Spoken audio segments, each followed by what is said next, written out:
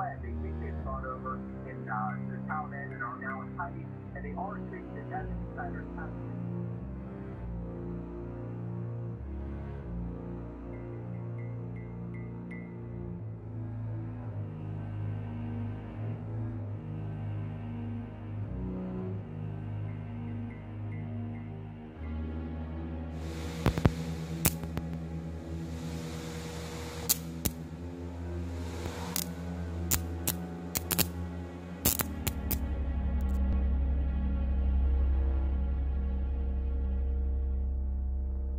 John Woolley here. As you know, I've been in the field for the last several months, and now I'm ready to share my findings with the team. This one did not go the way I expected. I thought it best to show you some video before I summarize where I ended up. Now, I know that some of you won't be pleased with what you see. It surprised me as well. Robinson, you in particular, are going to have some heartburn after seeing this, but let's just dive in.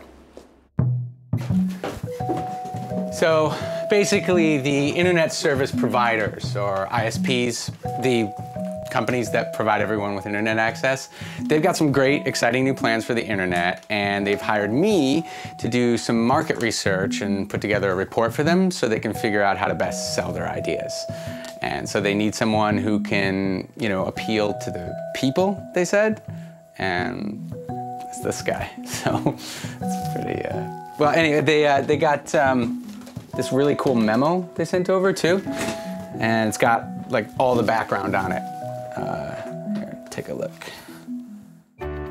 Congratulations, John Woolley. We, the ISPs, have selected you for a very important mission in market research. ISP stands for Internet Service Provider, and that's what we do. Provide internet service, or PIS. Customers recognize us as Verizon, AT&T, Time Warner, and Comcast. Over the years, we've spent billions to build the pipes and towers that bring Americans the internet. Today, we face a crisis. There's just too much traffic. Fortunately, we have a solution. The internet, as it exists today, must go. Here's our proposition. Instead of everything going at the same speed, the way it does now, we will create a fast lane and a slow lane on the internet. Giant companies who can pay us more will be in the fast lane, where it will be easier for people to find them. Everyone else can take the slow road. We'll also create innovative new ways to charge internet users for the sites they want. What's stopping us? Well, you've probably heard a lot of hype about net neutrality and keeping the internet open. What do those buzzwords really mean? On an open internet, we're supposed to treat everything equally, whether it is profitable for us or not. This stands in the way of our freedom to make the money we deserve. But the public, John, wants the internet to stay open. That's why we need you to get out there and talk to people. And help us figure out how to sell our new vision so we can eliminate net neutrality and reach our maximum profit potential. Good luck. Yeah, I'm pretty excited. What was your job before? What was your last job? Well, my last job right before this was working market research for a hand sanitizer company, which is it's a dirty business. This pretty much goes without saying, but it's not every day that a market researcher gets to work for corporations as powerful as you guys are. This was my chance to have an impact and finally stand for something that matters. The first thing I had to do was get a better understanding of what this net neutrality business was all about. And from the looks of things, you guys were already making some pretty good headway toward your goal of asserting more control over the so-called open internet.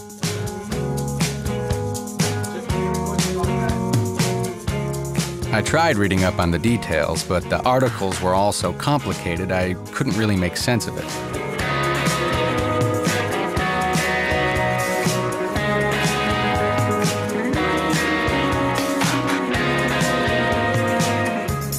I believe that net neutrality is the First Amendment issue of our time. The videos I found were a little easier to digest, but still pretty confusing. Net neutrality simply says those companies can't censor content. Wait, but let me stop you, because nobody knows what content. net neutrality is. You already lost a lot of our viewers. The internet is insane.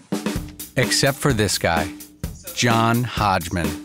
Finally, someone who made some sense. Now, these companies have made major investments in getting all this stuff up, and it's all getting gummed up. Not just for them, but for you. You should be very concerned about this. This is the kind of guy that I gotta talk to. This is the kind of guy who gets it. What we don't need is net neutrality. What we need is net new sanity. I'll call headquarters. Hi, this is John Woolley. I'm calling in regards to a John Hodgman. I wanna see if we can find out more about him, perhaps set up a meeting. Meanwhile, it was time for me to start talking to some of these internet people face to face. So do I call you Professor or Mr.? You can call me Tim Wu. Tim Wu? Okay, so Tim Wu, I'd like to hear it from you, since apparently you invented this really confusing term that no one seems to understand. The idea is simply that the internet, should be neutral as between various uses. Right, but just not in professor speak, if you could. Net neutrality is basically the way the internet's been since the beginning. If you want to get Fox News and you want to get your friend's blog, you can get them at exactly the same speed. And what certain internet service providers have talked about now is charging for faster lane. And the only people who could really pay for the faster lane would be corporate interests. You're very much in support of this open internet. Yes. This net neutrality, Yeah, this open and free vital internet. So that people who want to go on the internet and find information like you could have. Sure. For example. Yes. You could have, before you came here, could have looked up some of the very questions you're asking me. Can you explain to me what net neutrality is and how it's going to destroy the internet specifically? Well, net neutrality is actually protecting the internet and protecting everyday Americans' voices.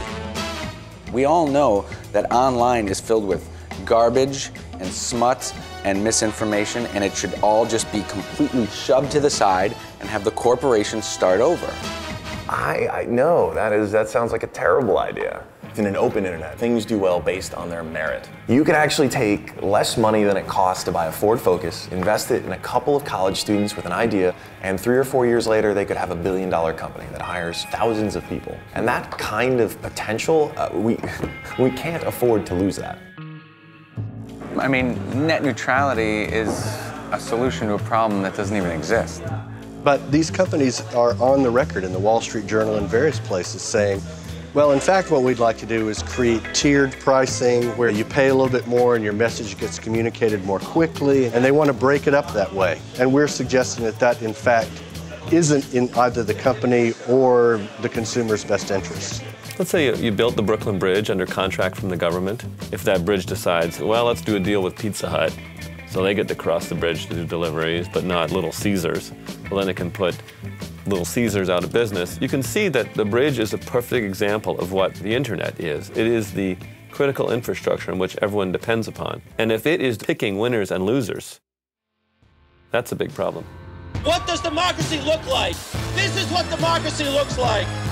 It's a battle between the old media that have a lot of lobbyists and the future of technology, the future of media.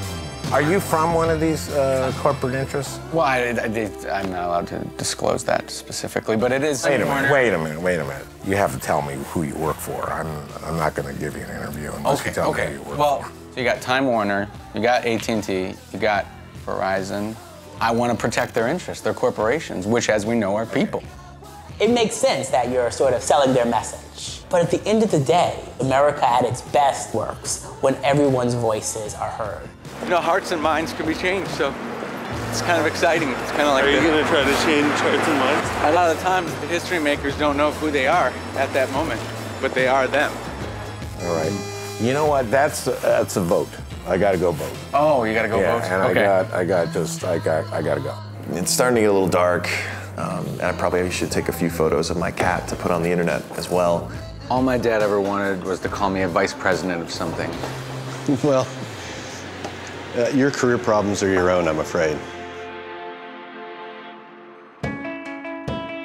So after those conversations, I realized we were going to need to get people thinking about what they would be getting with this new structure of the internet, rather than what we'd be taking away. And for that, I needed a visual. I tried calling John Hodgman to see if he had anything I might be able to use. Hello, Mr. Hodgman. This is John Woolley calling. I'd like to actually speak with you regarding the issue of net neutrality. But when he didn't answer, I just had to go for it myself. What is it? Well, I found this online, and it's basically a chart that explains the fast lane, you know? Big companies who can afford to do it will be prominently featured. We'll get, quicker load times, and, you add $5 or $10 a month here and there, and then you can get all these exciting sites. So I think that's gonna help people visualize it. It's kind of perfect. The internet is a messy, dirty, confusing place. That's the internet. That's the internet we have right now, right? Yuck. Yuck, right? So, if we clean up those dirty lines, they start to straighten out a little bit. They start to look a little bit more uniform, okay? Welcome to the future of the internet. Yeah, that's cable TV, right? Right, cable TV. Right, well, we don't want the internet to be cable TV. My brother just started a new blog about education for his consulting business. You'd never find it on this thing. And really, would we miss it? Yes. Oh. Yes, we would. I think I hear what you're saying loud and clear, and here's my response. I want to thank you for coming in today, because it really reminds me why I do what I do, which is trying to warn people about the folks like you doing what you do. Does he even work here? You say you're for internet freedom. I'm the one fighting for internet freedom. Freedom for the corporations. Cleaner, faster internet. Who wants to talk about it? You want to talk about it? We set it up like cable. Are you with me? I decided to talk to anyone and everyone who would listen. Just like cable, you know what you're getting. You got a tiered. Yeah, but you're only getting what the cable companies give you versus where on the internet you have an option to view and see what it is you want. And I made it out as far as California, where people are supposed to be more open-minded. Folks want to learn how to fix the internet. I know how. Let's say you want international news about what ships are coming into harbor or something. Different countries around the world. You got $5 more. Wait a minute, well. I hit a low point in San Francisco, and a chance encounter while waiting for a trolley just made things worse. You have people that are just clogging up the pipes, that are taking bandwidth. If they're taking bandwidth, that means that someone is liking that service. I started a company called Zipcar that you rent cars by the hour and by the day instead of owning your own car. People loved the idea, and it was because of an open internet that they could find me. If we had this little wish list here, my brand new company would never appear on your menu because you'd never heard of it, you'd never thought of it. And in the next 1 year, 5 years, 10 years, someone's going to come up with a better idea than you or I have. I don't have any ideas.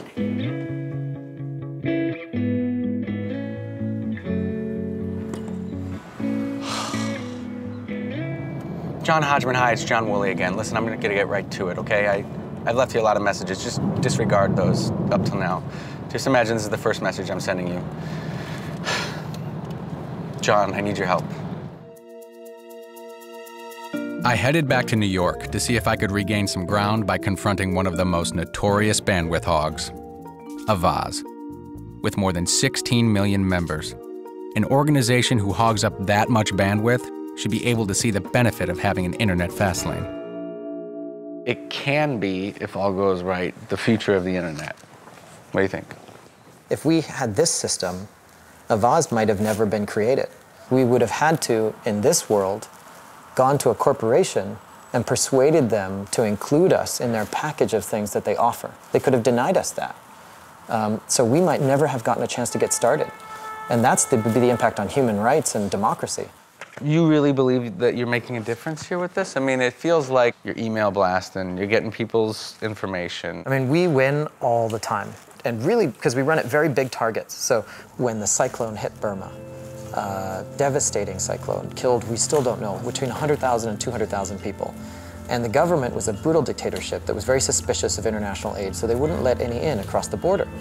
And we had built very close relationships with the monks inside the country that were the front lines of the aid effort. Everything had been destroyed except for the monasteries. One of the monks filmed a video with us. Hello, Avaz members. And made this a video appeal to our membership. We sent it out over email. People came to the page, watched the video, and in 1 week donated $2 million. And we were able to get this money inside the country to the monks. And that money, I think in terms of our moment of numbers of lives saved, it was our proudest moment. But what else?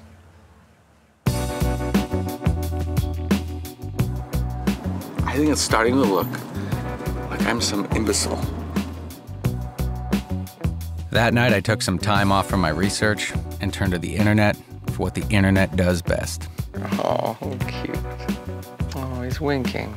I hate this. Someone's using their dog as a hot dog. I hate myself. Just got an awesome face paint job. What do you think? I like turtles. All right, you're great, zombie. The cat is playing everybody off. So it's just, hold on a second. You gotta see it. I'll email it to you. Uh-oh. Speaking of email. Okay. What is it? Okay, so there's this group called Free Press. Started something called the Internet Freedom Declaration. Okay, that could be a headache. It says, we believe in a free and open internet. I'm just gonna call headquarters here. Hi, John Woolley. I just got it, yes. Well, what should I do? What should I say? Oh, that's good. The internet is a finite resource, much like oil is a finite resource. There's only so much. Yeah, I don't think that's right. I think the internet, it's not like a natural resource that we're gonna run out of. We can keep making more. Well, then how do you explain bandwidth hogs? I mean, if I'm trying to watch an episode of Weeds and my neighbor is, you know, download music, movies, I can't get that episode as fast as I want because of that hog. Well, that's true if your cable provider isn't investing in their service and providing more. Now, the problem I'm concerned about is that today's so-called bandwidth hog is going to be tomorrow's average user. Instead of trying to blame everything on the bandwidth hogs, they need to invest in improving their networks. Okay, I'll be honest with you, Craig, I didn't understand any of that. So apparently it wasn't quite true that you guys can't fit everything everyone wants to do on the pipes, since technically you guys could build as much as you want to. But there was one thing Craig hadn't thought of that no one could argue with. It costs a lot of money. The corporations can't spend money they don't have. So let's say they don't have that money. Who's going to build those new cell towers? Are you? Here's the thing. These particular players have lots and lots of money. They are deciding not to invest in the very expensive infrastructure because they're very happy with the profits they're getting now. The problem is that these guys don't face any competition. So Verizon and AT&T get wireless, Comcast and Time Warner get wired, and they never compete. And there's so much money flowing into the campaigns of people who will go up against the internet on behalf of AT&T and Verizon and Comcast and Hollywood and a whole bunch of interests that really want to see the internet squelched. There's no upside for a representative right now in Congress to stand up for an open internet. And we are losing our footing in the worldwide race. Really? Because I think we're America's pretty much #1. And we got the best speeds, best costs. Actually, we're sinking. We're south of Latvia at this point. We're not doing that well. What? Estonia's pulling ahead. So fine. Turns out you guys have plenty of money. But at the end of the day, you worked really hard to make that money. And no one should be telling you what to do with it. So I went to Harvard, where people are supposed to be smart about stuff like money. Pretty cool campus. Looks like Harvard a lot. I mean, I know it's Harvard, but it looks like you would imagine Harvard to be. Look, these companies, AT&T, Verizon, Comcast, Time Warner, they spend a lot of money building these pipes. I mean, they own them.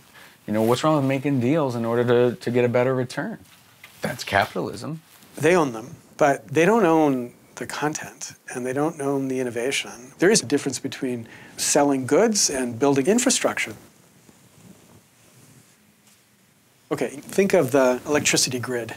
right? You have a plug on your wall, you plug something in. When you plug it in, it just serves electricity.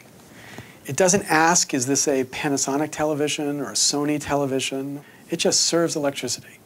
And what we need is bits to be served just the way electricity is. It just needs to be free, open, neutral network.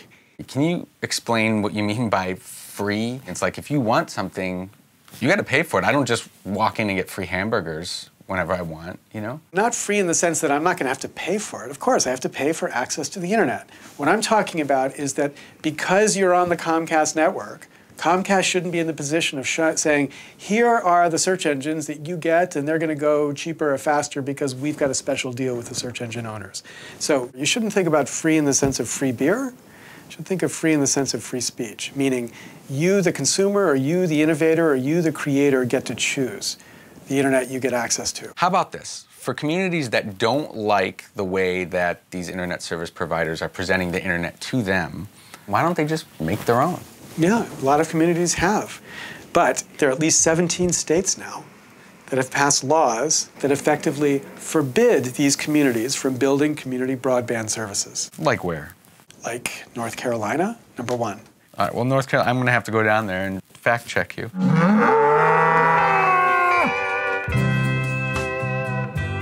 I looked into what Larry Lessig had to say, and it turns out he's right. There are people down here in North Carolina that had the audacity to build their own internet, and it was actually cheaper for them and faster. But it was unfair. And that's the thing, it was unfair to the ISPs. Fortunately, you guys lobbied successfully to make community broadband illegal in 19 states across the country, North Carolina being one of them. Needless to say, that created a bit of a PR headache. And who better than me to do some damage control? So make me fit in a little bit more. What kind of shoes you got on? Oh, these are fine. Just watch where you step. The fight on our end is constant. There are now non-profit organizations trying to set up internet on their own to get service out to people who don't have it. Now, we look at that as, hey, that's now unfair competition. We don't care who provides it. We just need it. We just need internet. How much more populated does it need to be to get cable? Well, if you have 18 houses per linear mile. Right. I know if I could sell off some land and build some houses, maybe I'd get cable. It's best to probably just not think about it. What would you use it for? Just be screwing around looking at Facebook, or? We might actually get on Facebook. We've never been we've never personally been on it, but I think it would be a good thing for our business, just getting our name out there, building, I mean, for lack of a better word, our farm brand. The fact of the matter is, if we don't have internet access here, we're talking a lot of southern U.S. Right. We're holding these people back from bettering their lives. Oh boy. So I can understand that farming is a business. They need it. But virtually no one else was living in these towns. It was up to me to tell them that they didn't need the internet and they probably wouldn't be getting it from us, at least for a while. Just because you're in a rural area does not mean that you don't want to have fast access to internet. New developments will have it, and I'm like, well, that's not fair just because we're not a new development. Right. Our kids, they have to, when they come home, they have to do their homework, and they can't because they don't have the internet. I can take you all over the place and show you what the life without broadband in this county is like. Okay, fine. Let's do it. I would love to see it. Terrific. I'd love to see. I'm not saying I'm calling your bluff, but I'm saying that you're exaggerating. The Death Hill is a high spot on the road where you can actually get 3G connection speeds with air card attached to your laptop. This is where my neighbors' children do their homework. And as you can see, all these cars and trucks passing by, it's kind of disconcerting.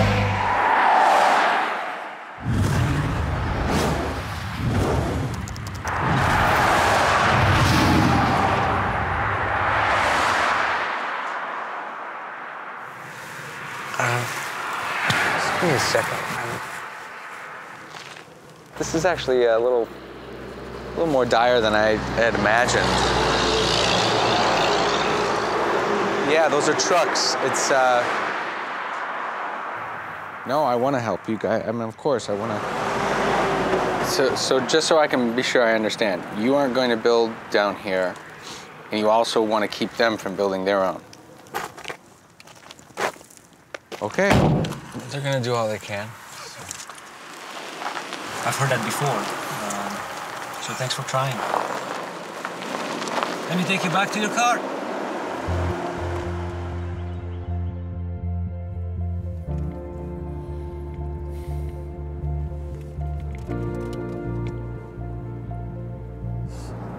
That was tough, you know? I see where they're coming from. I feel like maybe I failed in that I didn't let them see where I was coming from enough, or maybe where I'm coming from isn't what I thought. I don't know. I honestly don't know where I'm coming from. I don't know where I'm going. I mean, I literally don't know where I'm going. I should check the map.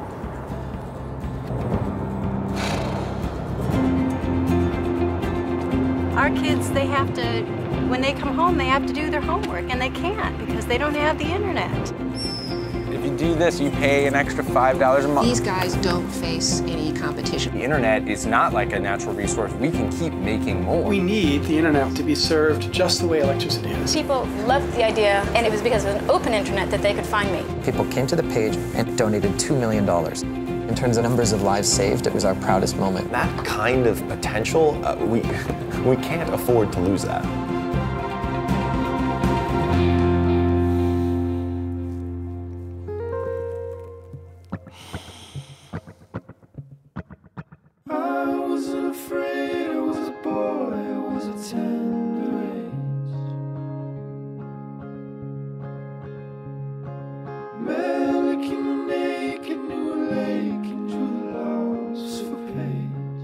The next morning, over my last free hotel breakfast, I was planning my trip home when I finally heard back from the one man who could help me. John, oh my gosh, do you have a moment to speak? Really? Oh, good. Oh my God. Yes. Ow. When? What we don't need is net neutrality. What we need is net new sanity. This is it.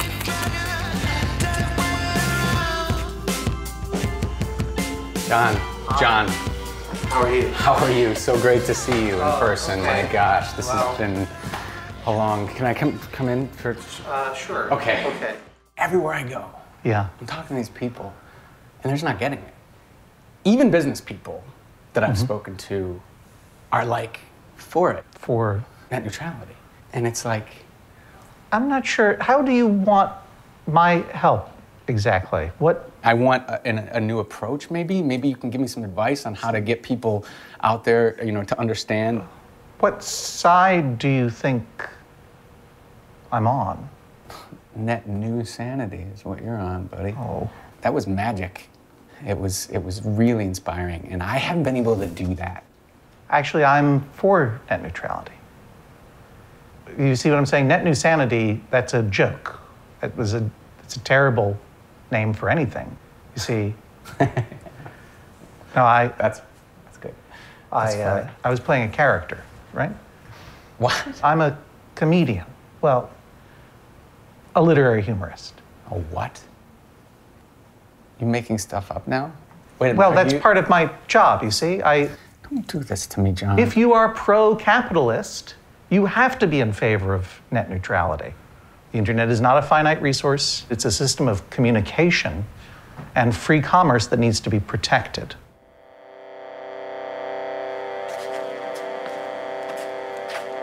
At that point, there was only one thing left to do. File my report.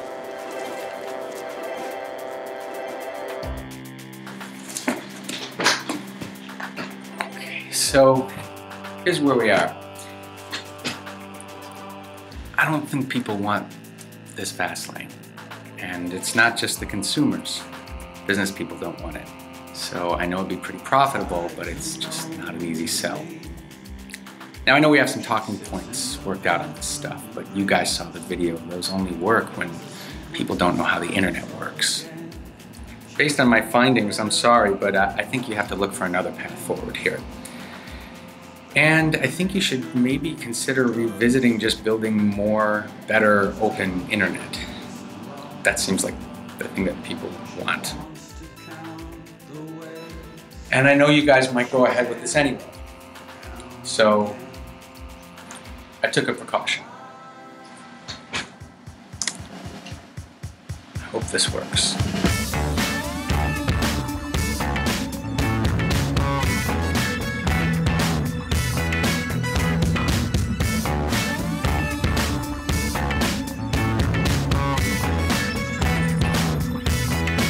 In the